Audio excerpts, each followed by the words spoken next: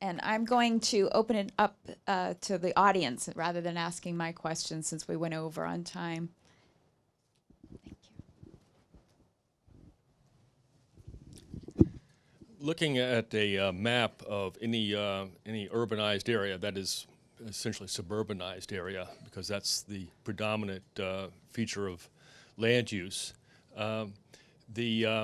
the edges of properties are in the public right-of-way, and they often go several 10 feet, 15 feet from the road surface into what people think of as their front lawn, which is actually part of the public right-of-way. And this is where a lot of our infrastructure is located, sewer systems and telecommunications, power lines above ground and below ground, and the opportunity exists there for stormwater controls, green infrastructure, and so on. This land area, if organized in one area, would be, of course, huge. It would be a forest, and we don't. We look at these different utility features and goals in a very much of a siloed fashion. So I'm wondering if green infrastructure movement has looked at organizing a super utility model where every industry, whether it's the sewer and water industry or the power industry, telecommunications industry, wants to use a feature of the landscape to transmit its product, would organize it through a super utility whose mission is greater than just burying lines or trimming trees, but in actually using that land resource for its most productive value, and digging once rather than twice, and so forth, and more efficiency.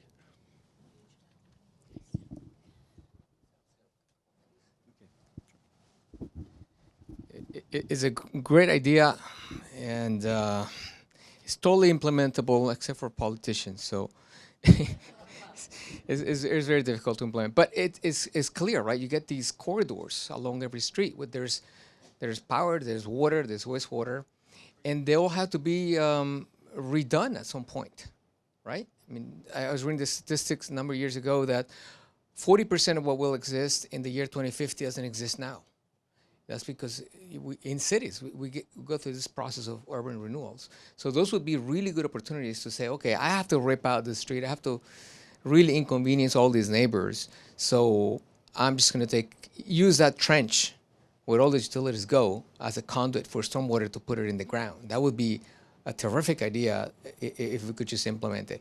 It also improve our resilience, right? If we have, where we live, we have overhead power lines. If we put all those power lines on the ground, then we wouldn't have power outages when a hurricane or a tropical storm comes in. So there's a lot of co-benefits of thinking along these ways.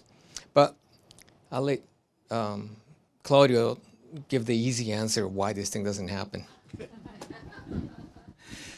Well, first, hope, there's a little bit of hope. The state of Illinois and the state of Ohio, as part of the Great Lakes, have a couple of different papers that are being developed now called environmental utility.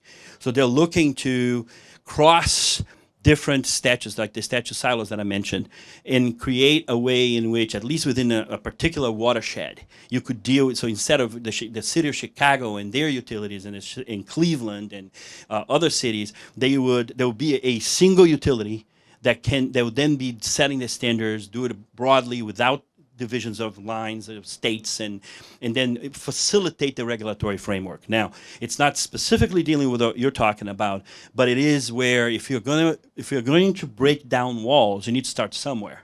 That could be a good place to start. As to why we don't do that, well, you have local politics, you have state politics, you have utility commissions that regulate electricity, you have the Clean Water Act and the Water Act, the Safe Drinking Water Act, that are regulated differently by different state agencies. So you're talking just that's why I call them silos. Silos alone create the inability for us to be able to have that kind of dialogue. Not saying it's impossible. Again, I'm not saying that it's not doable. It's just that it would take a commitment of groups like this to work together to push for that to be, and with the most powerful tool we all have, which is the vote. Can I follow up? In the area of urban wood reclaiming, there's a statistic that that brings this to light, kind of puts the focus on this issue, that we should be planting trees and harvesting trees in these rights of way and controlling stormwater runoff locally, and rather than just digging and cutting.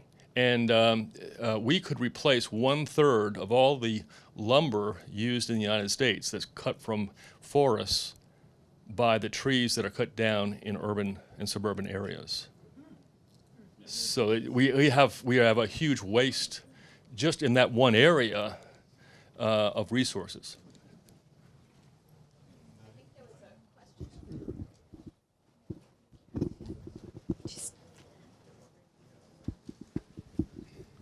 This is a question for Emily. You put up the strategy slide. I didn't see anything in there about economic handles to stop the wetlands destruction. Yet you take Superstorm Sandy, Congress comes up with $50 billion in the middle of a budgetary shutdown pending for not being able to find 100. Then they pour that all into rebuilding right back in the hazard zone. Isn't there an opportunity for insurance companies and others to help out in this and stop some of this loss? I almost wish I could say I made you say that question, because that's exactly the right question to be asking. So the first, and this is where it's probably poor word choice, is putting under, it was under number 1 is the science, and under the science we also think the economics. So one of the things we've been really is changing the way people view the coastline. So what we've been working on, and we've actually even been invited, I know to say here, to the White House under this administration to actually talk about coastlines and natural infrastructure. So I actually think there is a growing momentum, both Republican and Democrat, on the role of coastal wetlands. What we found is, as I showed before, salt marshes, the amount of wave reduction is equivalent to a cement wall, and it costs 3 times less. So it is a pretty easy and making the economic case. A lot of our funding does come from NOAA, but NOAA by just its own regulation still has to fund, I think 1/5 of their money still has to always go to grants no matter what. So TNC is still, we will still continue under this administration, if that's what you're asking for the coastal systems, but continuing to make that economic case, putting this up here, giving it to politicians is absolutely key to the strategy, and that's what we've been working on. So, thanks. I agree. It's an excellent question. In New Jersey, for example, the state partnered, and state of New York did too. They partnered with the Dutch, and they started a program called Rebuild by Design. And the idea there is to explore, and they did it for grants. They did it for getting ideas out of folks. But the idea was, what can you do differently? And that is something they borrow from the Dutch, and they've been working. We actually been partnering with the Dutch in a number of different ways, because the Dutch have this idea: why do we engineer water and move it away, as we talked about here? How about we live with it, a culture of water? And that is something that we at WEF are really taking seriously, and we're looking at resiliency differently. We're looking at not water differently, but looking at how do you live with water. There's some great things happening in New Orleans because of that, and there is a culture of water that's starting to grow there, and it's related to other things. But having said that, at the same time, the waters of the U.S. Is a rule we have in place called the Clean Water Rule, and the processes to roll that back have started, and that's one of the strongest tools that we have, or we're hoping to have, based on tremendous science to help wetlands. So we'll have to see. It's going to be a long process for that rule, but we'll continue to work and see what's good there that we can still use and salvage.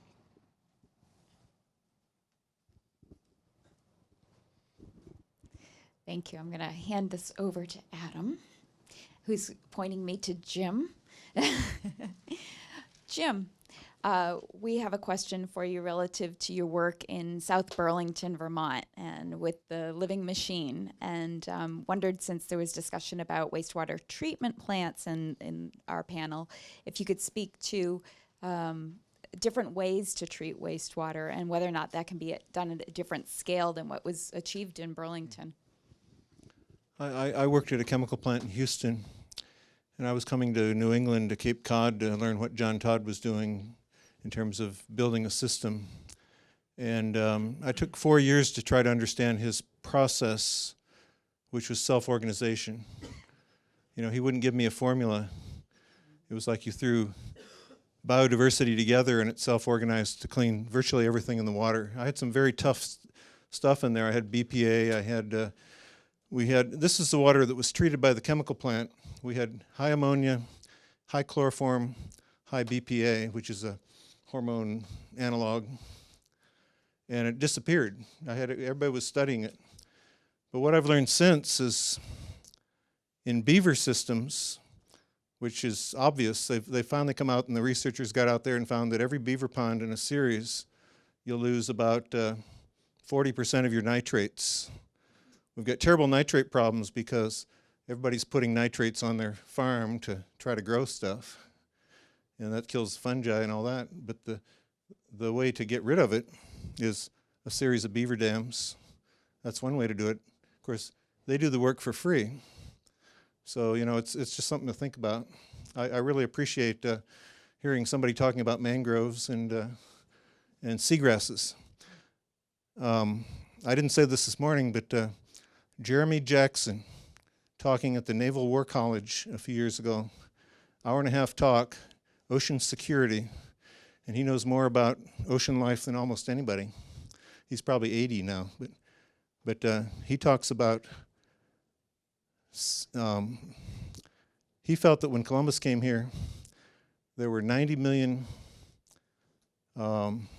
sea turtles, which love the turtle grass.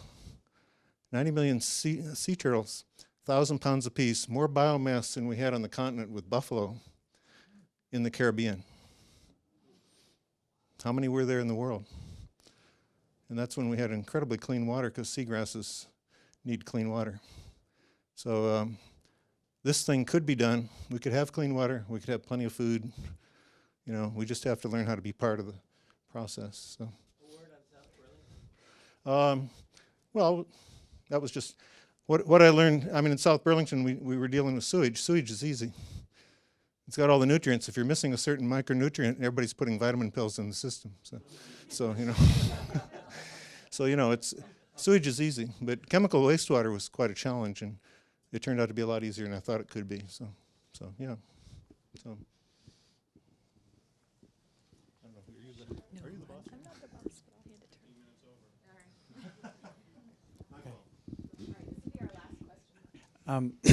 Emily, I was wondering if you could just elaborate a little bit on, you had mentioned how, I guess, carbon and nutrients get put down into the ground by the mangroves and the seagrasses, and I wondered if you could just elaborate. I have a sense of how this happens with grasslands, but is it different, or you mentioned there's some trigger with seawater that forces these nutrients down. I wonder if you could.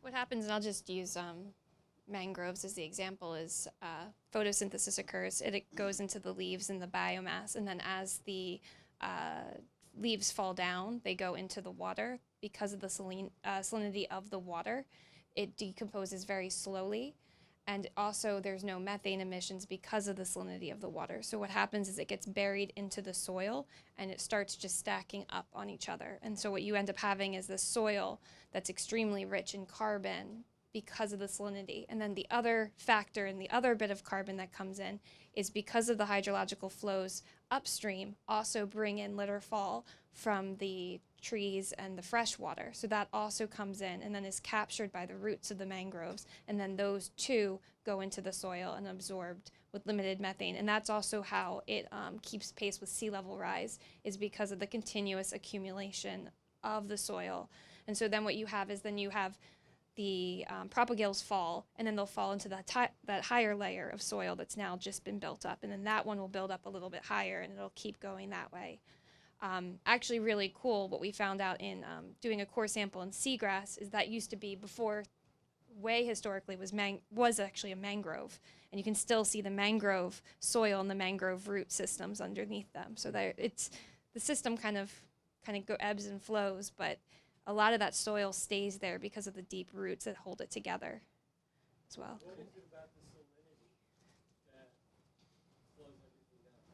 So it has to be 150 parts per million, I think, is the salinity requirement for it to do that. It's just the decomposition, and we're about to get beyond my understanding, and I'll have to give you a peer review publication to totally go everything into it. But basically, because of the way that the structures break down in a freshwater wetland, it creates a methane, versus when it breaks down, because the salinity, it captures it and keeps the carbon inside the water. Sounds like it might be inhibiting some of the microbial. Yeah, exactly.